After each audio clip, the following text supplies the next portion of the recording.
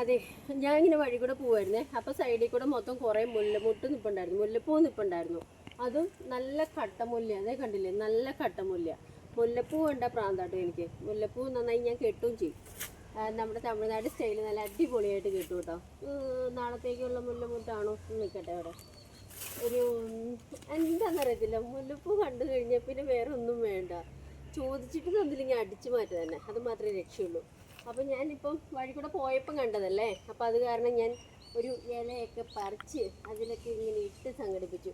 ഇനി എന്തായാലും ഞാൻ 2 ദിവസം മുല്ലപ്പൂ ചൂടിക്കൊണ്ട്, ഈ മുല്ലപ്പൂ തീരുന്ന വരെ ഞാൻ മുല്ലപ്പൂ ചൂടി റീൽസ് എടുക്കും.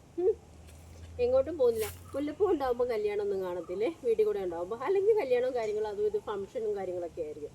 ഒരു മാരേജിന് ഒരു ഇച്ചിരി മുല്ലപ്പൂ വാങ്ങാൻ എന്നാ റേറ്റ്? ശക്തി സ്റ്റാൻഡിൻ്റെ ശക്തിലാണോ ആ റൗണ്ടിൻ്റെ അവിടെ പോയിട്ടാണ് ഞാൻ മുല്ലപ്പൂ വാങ്ങാറ്. ഇപ്പം നോക്കി എന്തോരം ഇതിൽ കൂടെ ഇങ്ങനെ ചുറ്റും നിൽപ്പുണ്ട്. എൻ്റെ വീട്ടിൽ മാത്രമില്ല.